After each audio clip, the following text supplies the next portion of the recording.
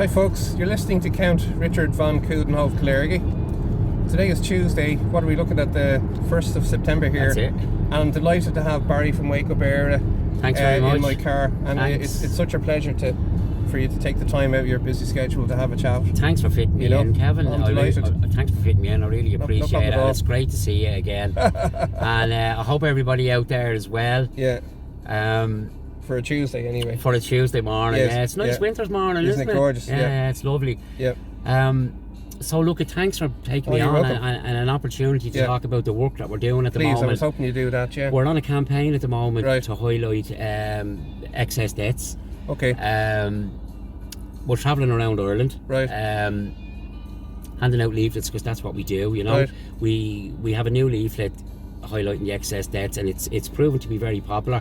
We're getting a good result with it. So we're travelling around Ireland. We're reading letters.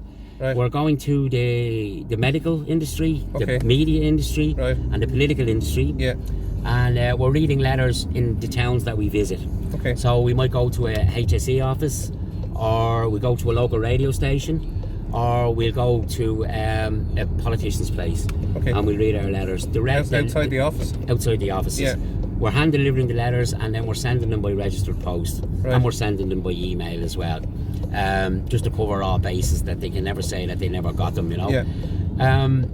The letters are being written by some of our volunteers who are pooling all their thoughts on it. And they're hard-hitting letters.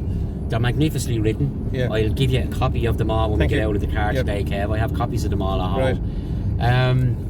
Well, I sent actually the one there that the lady read outside the Rotunda. Oh yeah. I thought was... You got that? Yeah. It was magnificent, wasn't it? It was, yeah. So I actually sent that to my printers. Yeah. You know, it's funny, I go to printers, I won't say where, but they're very nice people. Right. And when I go in and send them emails, and they don't really look me in the eye anymore. Do you know? Because they know it's your printer. Yeah. You know, they're still taking your money though. Yeah. But they're decent people, and they're pretty quick. You know? Yeah. You know? Yeah. Well, I'd say that you're questioning their worldview. And people don't want their worldview questioned, you know. It's heresy, you know. Look, sorry, I do digress slightly. The event outside the Rotunda, it was magnificent. Yeah. We had 2 letter readings that day. One was the one that you have, and then one of our volunteers, Marion, who's big on Pfizer's data. Right. That's her thing, like what Pfizer have in the public domain about their thing, about the soup. And the 9-page. Of ingredients of reactions to the ingredients of the soup. Marion read her letter, and then one of our volunteers read the other letter. It was very, very moving. It was an 8-page letter, so she only read about half of it. We took some paragraphs out of it, and even that took 25 minutes to read. Anybody wants to see these letters, guys, if you just go to wakeupeire.com, up on top of the website there, you'll see our excess deaths campaign. There's a few different drop-down windows there, and one of the options is to view the letter readings, and you will see the volunteers in action. We have been to News Talk. We've been to News Talk to deliver a letter. We've been to Limerick FM to deliver a letter. We've been to the HSE head office in Limerick to deliver a letter. We've been to where else have we been? We've been to Ballina. We've been to Ballina, but we didn't read a letter on Ballina. Right. We just had an information drop there. So look, we're calling them out, Kevin, and we're not naive. We know that. By the way, just as a point of note, not one person has contacted us. Really? When we've dropped in the letters, not one person has given us the respect of an email to even say we've got your letter. And what about registered letters? We're sending the registered letters. They're going in with registered letter, but they're not engaging with us. Right. We've been doing similar stuff like this for a couple of years now, particularly with the Pfizer data. Yeah. I brought the Pfizer data into several politicians' offices personally, and put it into their hand. Okay. And I have never received a reply. And what was the reaction? Shock. Paul Murphy, and I give you one. Paul Murphy. I actually went into Paul Murphy's. Now I buzzed the buzzer, and I had to tell a little waffle to get him to open the door and come down to me. Right. I had to tell him I was concerned about something else to get him to come down to me. But when he came down to me, I says to him, "Here's Pfizer's data. It's very damning. Okay. They say that they know that for some of the participants the soup has been fatal. Right. For some of the participants the soup has created enormous negative health effects. Right. And it was known, and it's all been known since February 2021 actually. Yeah. So Paul Murphy took a bit of paper off me. He didn't really say too much. He didn't chastise me. He didn't really say anything. Right. He just took the paper off me and closed the door again. So roll on another year. There goes my no claims bonus. a year from that date. Yeah. We were having an information drop outside Tala Hospital. Right. Handing out information on excess deaths and Pfizer's data. It wasn't a protest, it was an information drop. Wake Up Eire don't protest. A lot of people do say is our professional protesters. We're actually not. We hand out information, and there's a big difference, you know. So I approached Paul Murphy. Paul Murphy brought a whole crew of the poor lost souls up outside Tala, and they were chanting about immigrants' rights, trans rights, all of this rights, and we were only there handing out information about what we were handing out our information about. So I approached Paul. I said to him, I have this on camera as well. I said to him, Paul, I gave you the Pfizer data over a year ago. He told me he never met me. He told me there's no such thing as Pfizer's data. I've never been in his office. Right. Now I was in the front door of his office. I wasn't upstairs. He told me Pfizer's data, there's no such thing, that we're making it up. Okay. He told me that any link to excess deaths was long COVID. Okay. So basically just denied that the whole interaction had ever taken place. That I had ever given him that document. So maybe he has memory loss. Well, I know what he has, and it's not memory loss. Like, I mean, you know, I know the problem with Paul Murphy. Paul Murphy's a great pretender. You know, I would say he's a deep state plant, and he's been put in there decades ago to capture the disillusioned. Sorry, I'm just going to interrupt you slightly. You're all right. Barry. I haven't been up this way in a while, and I just can't get over the amount of development that's going on. Like when I was small, we had a caravan down Britas Bay, and it was a great place, but this was the route we took, and to see it like slowly but surely, the amount of work that's been gone on this road all the way out to Kilchairn is quite extraordinary, and I'm just gobsmacked that the amount of apartments that are flying up. You wonder who the hell is going to live there, who can afford to live there, are they all social housing, or what the hell is going on? And here's another development now. Like, that's I'm just amazed, But just if I may, Barry, just me and my freedom of information requests, and just a couple of interesting ones, if I may. In the summer of 2022, I did an FOI to the Central Statistics Office. You remember? All right. Yeah. And my question was as to how many people died in Ireland with COVID as the only cause of death on the death cert, and I wanted it broke down in decades. From 10 to 20, 20 to 30, blah blah blah, up to 100, right? And in a 2-year period, the answer was 150 people. All right. And the shocking thing was that of that, only 10 were under 65 years of age. So you think of the campaign of coercion to get people, young people with immune systems, functioning immune systems, robust, that were coerced into taking this soup. And even if it made the whole Rory Butler thing as well during the week, but also one of my freedom of information requests. Sorry, I'd like to go back, if I may. Life expectancy in Ireland is 82 years old, and half of those who died were 85 years old plus. All right. So if there's another way of putting it more bluntly, a culling of the elderly. But also another freedom of information request I did with the Central Statistics Office was that the fact that they were using positive PCR tests, that if anybody had tested within a 28-day period, was classed as COVID positive within 28 days, right? So I put in the same thing, was that my freedom of information request was regarding reactions to the soup. So people reacted within 28 days of taking the soup, and they said that the information wasn't available. Now I have the letters at home, and each time I sent out an FOI request, until I discovered you could do it by email, which was a hell of a lot cheaper. Right. I think it was 9 I think it was either €7 or €9 per registered letter. But there's also legal standing when it comes to a registered letter that they have a legal obligation to reply. Right. And that's why if you can afford to send it by registered letter, I know it's, as I say, with the amount of work you guys do, that it is. But we've sent 11 registered letters on this campaign, and not one person has acknowledged us. Wow, that's strange. Right, that's extraordinary. We haven't even got. Like I would settle for, I would settle for a politician or a TD that we gave to Pfizer data to. Yes. If they were to email me and say, you're talking nonsense, here's evidence to say that what you're sending us has no value, there's no worth in it, but they don't. Yeah. Now, it's like they think if they just ignore it, if they just ignore it, like that will go away. Now, we Wake Up Eire went mad with the Pfizer data since May 2022 because it's all we had. Yeah. We were all waiting. We were out there with the boards and we didn't have leaflets, and we were all going.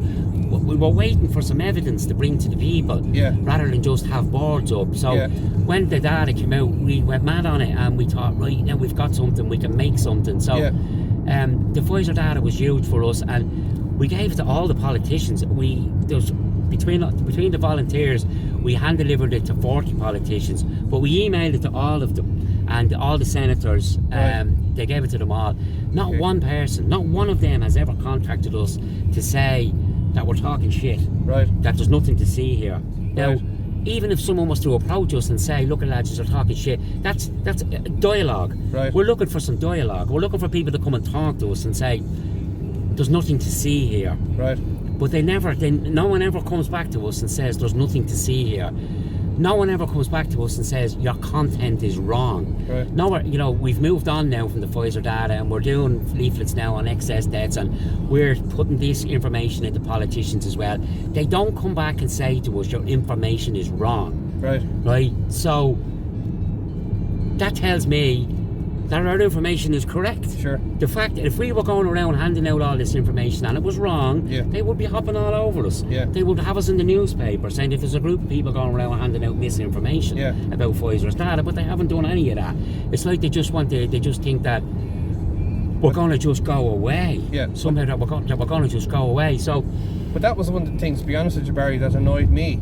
That here was I as a private citizen doing the work of what journalists should be doing, and yet they're all stump on this. And if I may, I had an interesting interaction with a guy who told me he was the owner. This would have been before COVID. He was the owner of a media publication. He didn't say which one it was, all right? And we got onto the subject of truth and media. And he says to me, which I thought was very honest of him. Now, there was an element of drink involved, so maybe that was the tongue loosener. But he said to me, look, you have to understand with a publication, there are two aspects to the sale of a magazine. One is the revenue gotten from the ads, all right? And the other is the actual over-the-counter sale of the magazine. And he said, we have to be careful that we don't, do things to affect that. All right? So I put it to him that, well, effectively what you're trying to say to me is that you would rather print something that somebody wants to hear than the truth that they don't. And he said, yes. And I said, bingo. And I said, well, that's what the problem is. This is it. Yes. And it's only every now and again that you get instances where things actually slip. And if I may, one of the more recent ones I saw recently, which I was actually astounded, was an interview that Jeffrey Sachs did on TV3. He spoke for about 15 minutes.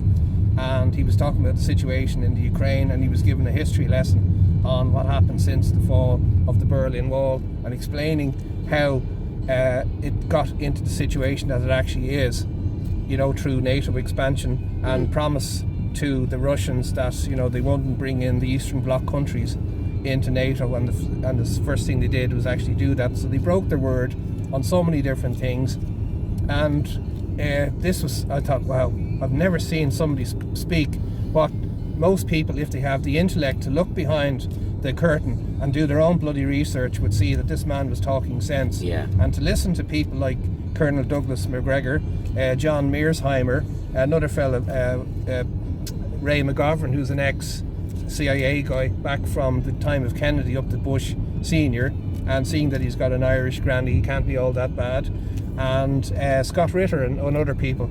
that you'd never hear them being interviewed by RTE, but they'll trope out the same people like Tom Cloonan and people who do who say all the things that they want them to say. All the narrators. Yes.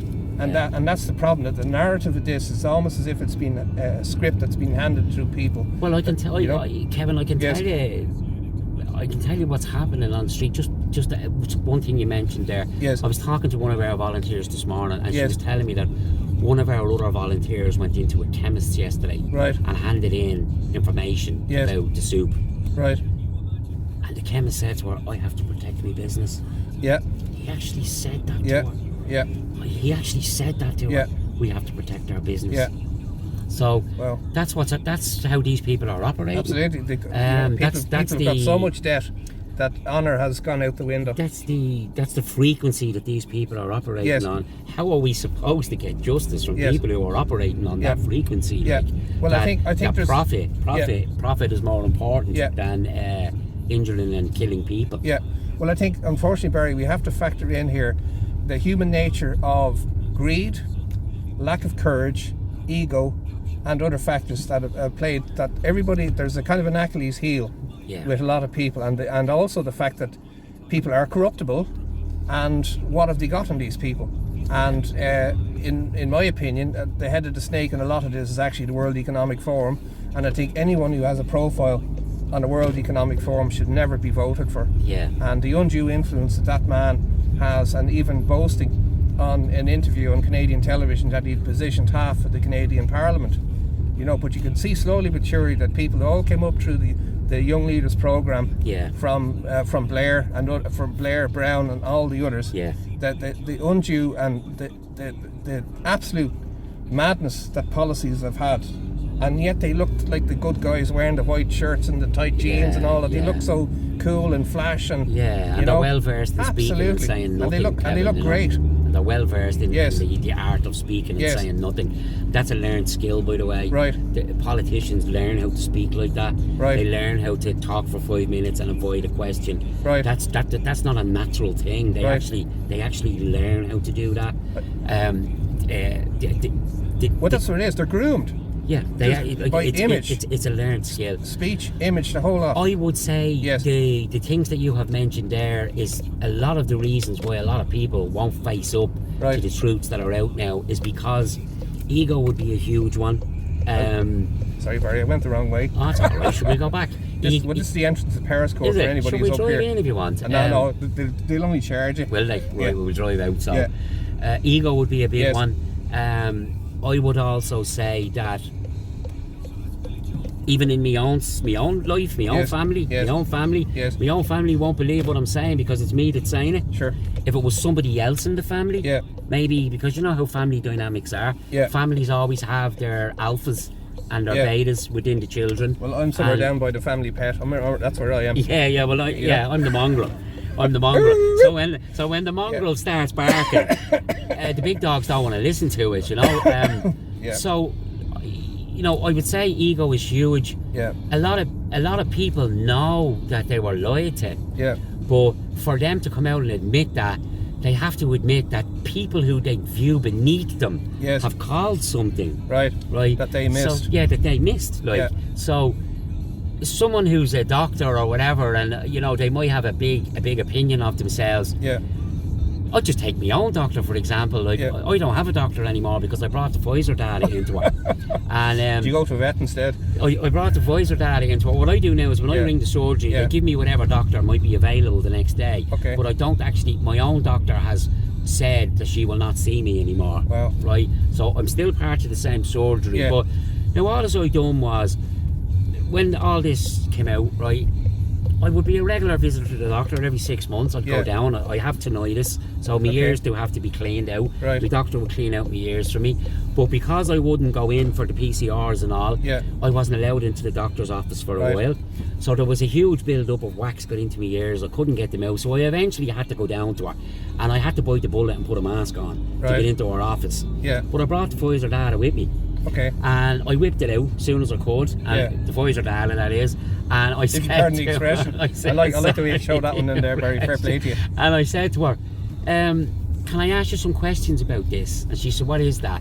And I said, this is Pfizer's data. It's gone into the public domain. Right. I said, and there's a huge amount of adverse reactions on the back of this. There's actually 9 pages of them. There's actually 1,265 adverse reactions.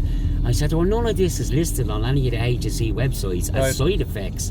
But yet Pfizer have said that they are side effects. Right. So I said to her, now your office has been texting me for a year and a half to try and get me to take the soup, and I haven't come in to take the soup, and I'm down here now telling you that the manufacturers from the soup have said this about the soup, and I just want to ask your opinion on it. And she said to me, I'm not getting into any of that conspiracy stuff with you. And I said to her, but it's Pfizer's data. Right. Look, it's from Pfizer. Yeah. And she said to me, you wouldn't know where you got that from. And I said, no, it's Pfizer's data. You can get this yourself. You can go to phmpt.org. They're the people that are released it. Right. It's document 5.3.6. I said to her, look at page 7. They're talking about fatalities. There's 1,200 fatalities there that they knew about. I said, now I just want an answer from you. And why were you trying to put this thing into me? Right. And she said to me, I'm not getting into any of this with you. When all of this started, you told me that you... Because I had a conversation with her at the very beginning of it. And I said to her, there's something happening in the world. It's like a new world order is coming in. And her words to me back then were, it's too big, you might as well just go along with it. That was my doctor's words to me at the beginning of COVID. Right. And I said to her, well, that was your stance back then, and I just want to know what your stance is now. That was the end of my consultation. She wouldn't go near my ears. She told me to make another appointment. She wouldn't go near my ears to try and give me a bit of relief from the tinnitus. So that was the end of my relationship with my doctor. Now, just to get back to the point, how is somebody who views me so beneath her going to allow herself to actually admit that there's people out there who she views beneath them that actually know some truths? And her ignorance to those truths has caused huge injury and death to the people in her surgery. It's just not going to happen. It's just not going to happen. Now, for me, one of the travesties of all of this is, and this plays out in the Wake Up Eire volunteers, there's so many volunteers that come to us, that work with us, and the fracture in the family dynamics is absolutely immense. We have people from families that were so close and so tight, and now the whole family dynamic is being fractured. Huge arguments, huge unrest in the family dynamic. This has happened all over the country.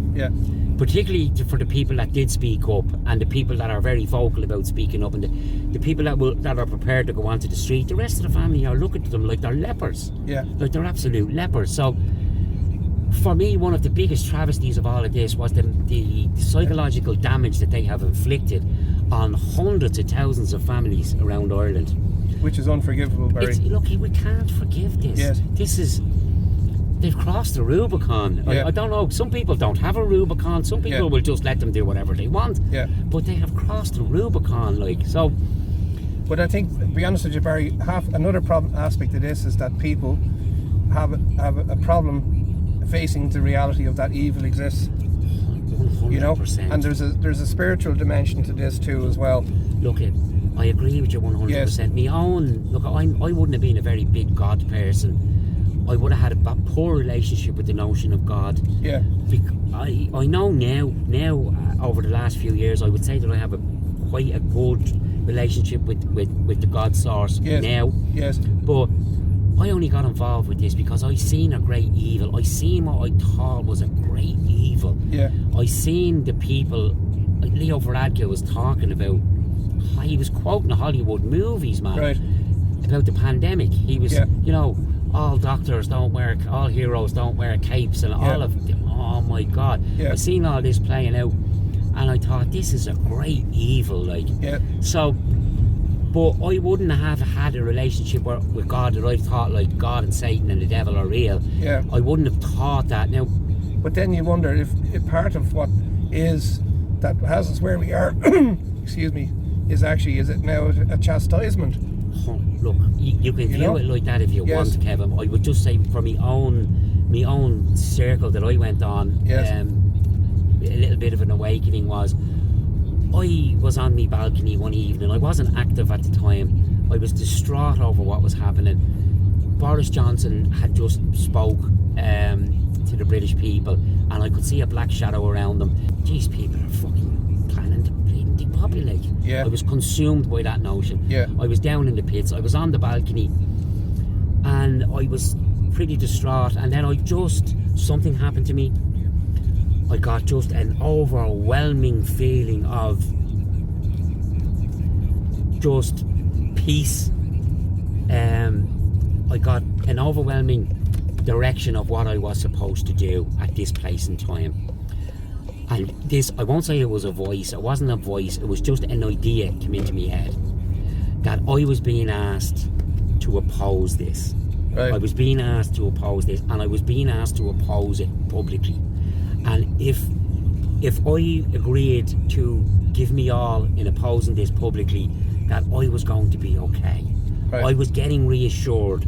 Now I would put that down like an now. affirmation. I would put that down now, Kevin, to the God source. Right. The way I view God now, Kevin, it's not the God that the Catholic Church tried to beat into me. Sure.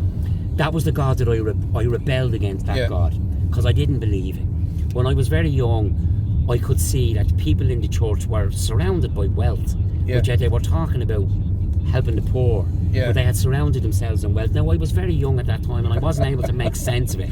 But I could see the hypocrisy of the church. I could see the hypocrisy of this version of God. So I would have rebelled against that, and I would have, in my 20s and 30s and early 40s, I would have said that there's no such thing as God. It's all made up. It's all a power of control. How I view God now today is I view God as an energy source that we can tap into at any time. Right. That's how I view God. I don't view God as the God that I've been taught through the Catholic teachings. I don't view God like that. I view God now as an energy source, and it's unlimited. And I view God as something that I can tap into at any given time. Right. Once I tap into it, not looking for something for myself. Gotcha. Once I tap into it to look for, with the work that we do at Wake Up Eire, we have no resources, and we've done incredible work for a group of people that have no resources. We never had any money, but yet we've managed to put out 1,000 message boards, 850,000 leaflets. We've put on 221 events. We've been all over the country, and we've managed to do that with no finance to start. Now I believe that the God source provided when we needed it. Gotcha. So that's your ultimate act of charity. That's how I view the spiritual side of this, right? Absolutely. Now, I know Excuse me. I know that as long as we continue to operate on a level that is not self-promoting, that we're not trying to promote ourselves, that we're not trying to say to people that, look at us, we have the solution, look at Wake Up Eire, we have all the solutions, because we don't have the solutions. Our role, Wake Up Eire's role, has always been to be a lighthouse, to stand firm, and to shine their light with provable, backable information out into out over the country of Ireland. But I am very aware of what a lighthouse's role is, Kevin. A lighthouse doesn't save the ship. A lighthouse shines on the rocks, and a lighthouse shines on the ship, and it says, look, there's danger, but it's up to the people on the ship to steer the ship away. A lighthouse doesn't upend itself, go into the sea and steer the ship. It doesn't do that. So that's how I have always viewed Wake Up Eire's role, that we would be lighthouses, that we would be shining the light, but we would never put ourselves forward as a solution. Now I believe that as long as we stay on that path, that the ideas that we come up with, they will come into the real world if they're to benefit the world. And some of the ideas that we come up with, we weren't able to materialise them because the resources never came, and that was the God source telling us, this isn't a good idea, this one's not going to work. So that's how we have been operating. If I can just get back to the campaign that we're on at the moment, Kevin. Thanks. We've been around the country, we're talking about excess deaths. I just want to reassure your viewers here, and this is very important because people are very deflated, and a lot of people in Wake Up Eire were very deflated, and we're all wore out. And I'm suffering burnout for about a year now, and burnout is disgusting. Burnout is where your mental energy is it's totally depleted, where a half an hour job can seem like a 4-hour job, where if you're in the middle of doing something and something else comes in on top of it, you get overwhelmed, and it's nothing to get overwhelmed about, but it's just burnout. We're burnt out. I'm suffering from burnout, but it's very important that I relay this information. Wake Up Eire are on the street, in the trench, talking to the people who are lost in the narratives. Right? That's our job. We're not echo chamber warriors. We're not about putting on loads of podcasts and counting views and all of that. That's not what we do. Now, I'm telling you, Kevin, there is a shift in the public consciousness that is coming. Patrick Pearse said once, beware of the thing that is coming. Okay.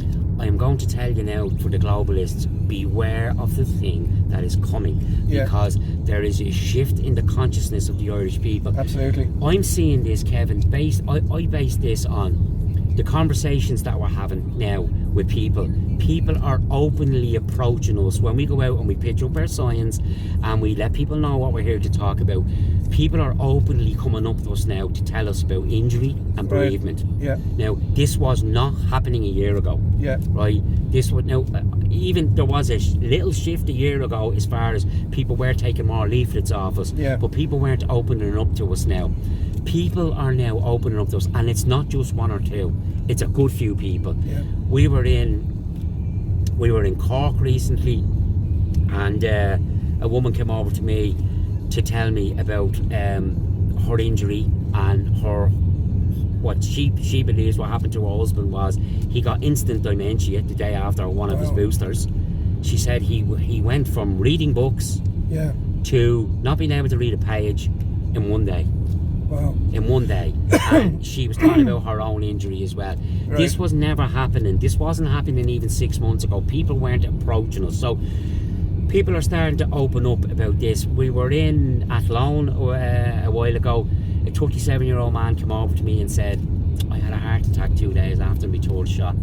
I know it was it that gave it to me. Right. And I said to him, what's your doctor say? And he said, my doctor said that nobody who was healthy should have ever been given one of these soups. His own doctor said that? His own doctor. Right. And I said to him, look, your doctor is very, very rare, because the majority of people that are coming to us are saying, I'd say 95% of them are saying the doctor is stonewalling them. Right. Absolutely stonewalling them. There's nothing, the soup is perfect. Yeah. Because the doctor fucking gave them the soup. Yeah, I know. And they probably took it themselves. The doctor gave them the soup, right? Yeah. So this is what we're up against. Now, just even in Ballina, we were in Ballina last weekend, and there was a woman hovering around, I'd say late 60s, early 70s. She was hovering around us.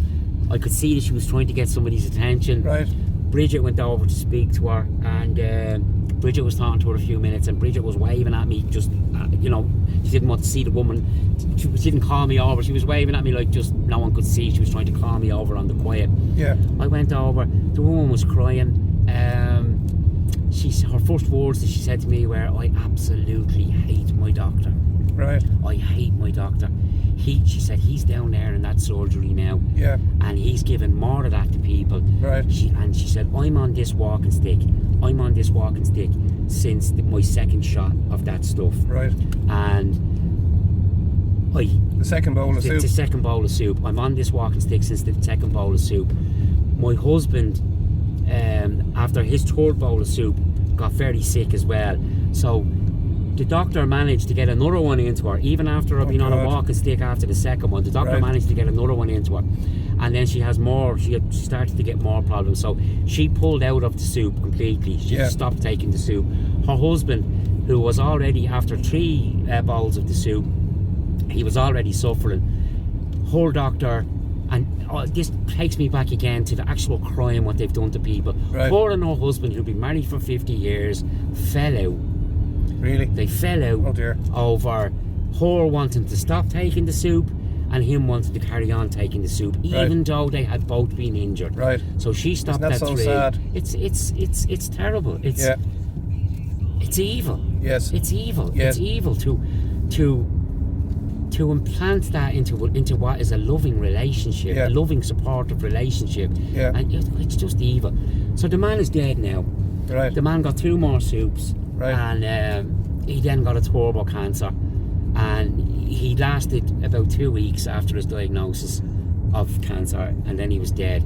So this is just a normal woman who I would say would be someone who would watch RTE, Yeah. someone who would be totally listening to everything Ryan that the state is Tuberty telling her, Joe has now come to a place in time where Right. she hates her doctor. Right. She hates her own doctor. So this is what we're hearing. Now there's more stories. I mentioned dementia there. Yeah. I'm after hearing in the last 8 weeks, at least 4 people have come up to me and said that their loved ones have got something like instant dementia. Right. It's not a slow build dementia. Sorry, Barry. I'm just gonna. Excuse me for coughing there.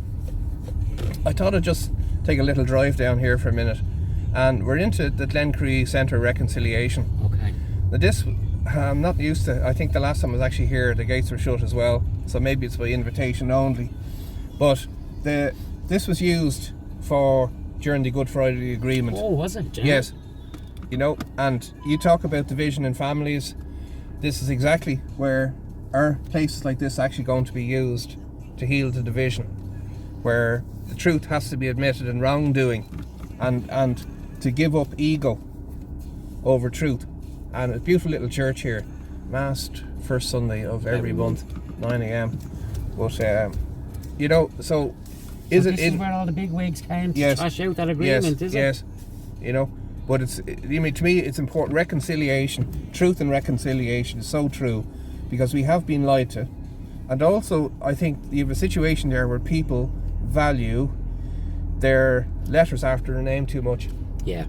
And the people who, like yourself and others, have a greater understanding of what's going on than those that are actually supposedly the intelligence. And, and there's a difference between education and intelligence. Yeah. Well, on a broader scale, Yes. I would definitely be on the side that we're actually living through a revelation. Yes. Of what our world actually is, the fakery that's in our world, it's all kind of being shown to us. Well, I think COVID was a test, Barry. Right. I think it was a test, and I'll tell you why I think it was a test. When I was younger, back in the teenagers, I remember going to my doctor, and I'll start with the mask, if I may. All right. Mm-hmm. And it was around the time of AIDS, MTV, which really interfered with my homework, I have to say, when I was younger. Right. Vincent Hanley and all that. Oh yeah. Yeah. But I went to my GP anyway, and the mantra at the time was, be safe, wear a condom. Alright? So I went to my doctor and I said to him, Doctor, is it true that a condom will help prevent the spread of AIDS? And he said, no. He says, because the virus and the membrane in the condom isn't small enough to prevent a virus from passing through. Please. And that stuck in the back of my mind. And in my opinion, the whole concept of the mask was actually a compliance test. Yeah. And it was to see, Jesus, a bad corner, isn't it? And it was to see if the public would go along with that, and wearing the mask was then a visual representation of your submission to the state. Yeah. All right. And so once the mask was introduced, the majority of people were wearing it. The government knew that you could do what they wanted They with had the citizens. them, yeah. They had the people, so then the soup came out. The coercion of taking people, getting healthy people who had an immune system, to take something that wasn't tried, that wasn't tested, and as subsequently, like the fella Roos in the European Parliament, when he asked the head of the Pfizer, the scientist from Pfizer, did he test for person transmission? And he said no, that this thing was rushed through, that they didn't have time to do that.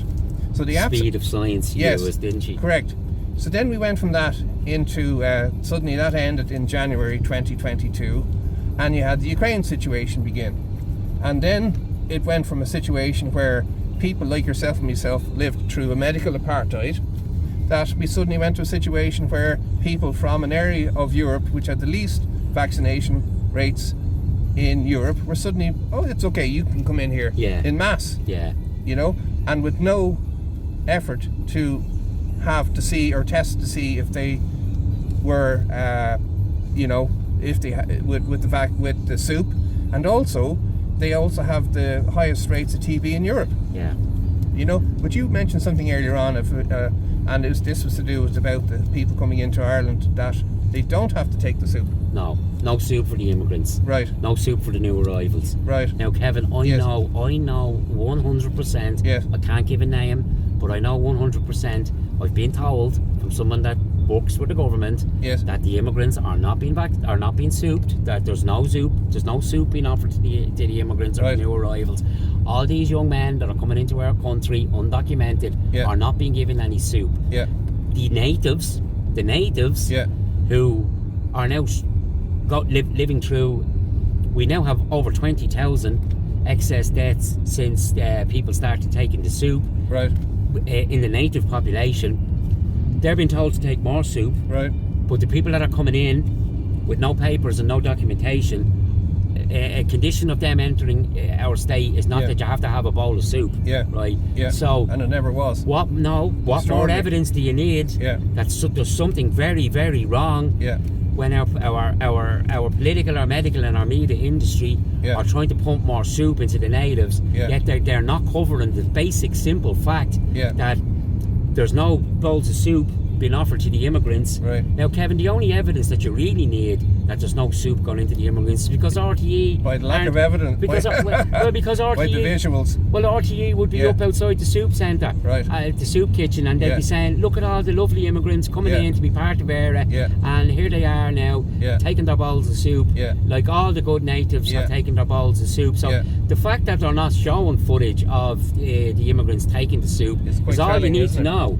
That the immigrants it's no soup for the immigrants. Right. So there's something very, very wrong with that. Now, look, we're very busy, and I support and I follow what's happening on the immigration front. I don't go to the immigration stuff myself because you can't be everywhere. You can't give all your time to everything. You've got to stay in your lane and stay on the things that you're working on, because you can just get too stretched. Sure.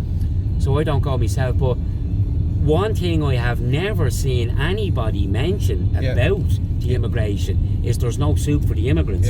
I haven't heard Gript say it. I haven't heard anyone ask the establishment why is there no soup for the immigrants. It's a very basic question. I would love someone to put it on them. I would love someone to put that question to them in a situation where they can't avoid it, where they'd have to answer it. Maybe Ben Scanlon could spit that question out. Or a freedom of information request. Well, you know. Good luck with that one. So that's something that I would say to anybody who is on the immigration issue. Now, I know an awful lot of people that are opposing the immigration have taken the soup. We have to be honest here that the majority of Irish people did take the soup. Now, I don't think it's 93% like they're saying. I would say we're probably looking at around about 70. Right. I'd say 70% would be the real number. I'd say there could be 30% that didn't take any bowl of soup. So, I would like to see. So I totally get it that people that are out about the immigration may have taken the soup, and you might be very reluctant to talk about it because you took it. I would just say that it's the people, it's the voices from the people that took the soup, or the voices that we need to be hearing right now. And the voices that Wake Up Eire are focusing on now are the voices that are people who have been bereaved or injured from taking the soup. Because we believe that until these voices go into the public narrative, that the majority of people aren't going to have the confidence to speak up about it. Now, I can get up and talk about soup till the cows come home, but I didn't take it. Right now, Katrina, my partner, Katrina's wonderful. Katrina took a couple of bowls, and now she's out and she's against it and all that. When she's talking to the people that took the soup, she's more effective than me. Because she took it. From personal experience. Because she took it. Right? She can say why she took it. She can relate to believing all the stuff that was on the media. I couldn't relate to that because I knew that I was going, they're lying. I was like this, they're lying, they're lying. So the people that took the soup and the people that are injured from the soup are the people who can reach the masses. It's not the people that didn't take the soup. It's the people that took it. So well, it's a bit like an alcoholic listening to somebody who never drank. Exactly. Them, somebody who's not in recovery. telling someone the virtues of recovery, but they're not actually in the recovery themselves. Yeah. I agree. Or a teetotaler saying, so, but, unfortunately, Kevin, look, I'm not, unfortunately, we do have a situation here where there's an awful lot of people that didn't take the soup and they don't want to talk about the soup. Yeah. They don't want to talk about it because they feel it's unpopular and it might put a little dent in their political ambition. And I'm saying, I'm appalled. Yeah. I'm absolutely appalled that people who know that a soup is bad don't want to tell the people who are taking the soup because they want the people that took the soup to like them or vote for them. Yeah. I find that approach exactly the same as the approach from the people that make us take the soup anyway. That they come with half-truths, bits of truths. Yeah. Their burning desire to get that vote or to get you to like them overrides their what should be just very simple, tell the truth. Yeah. So I would say that it's for anyone who's running for politics, it's a bit of a minefield. You know about this, you're afraid to talk about it because you think it's not a vote getter. I'm saying to you now that you're wrong. That if you word it in the right way, if you obviously I don't like to call myself an activist, but just for this I will. I'd say we're activists, right? So we're activists, so we can be bold, we can be brash, we can say some things that maybe a political candidate might not be able to say. They might not be able to use such harsh words. So I totally understand that. So it's up to the political candidates to form the right sentences, the right paragraphs, the right words to be able to get some of this truth out in a digestible way. Right. Now, it might be hard, but we're living in a time where something being hard is not good enough to not do it. Sure. It might be hard, but that's not an excuse to not have a go at it. I would just say to anyone out there that might listen to this who is running for politics, you're misjudging the room immensely. If your approach is going to be don't talk about the pandemic that never was. Don't talk about the soup not being safe. I'd say that you're very, very wrong, and I think it will backfire on you spectacularly in maybe a year's time when there's a lot of truth is going to come out.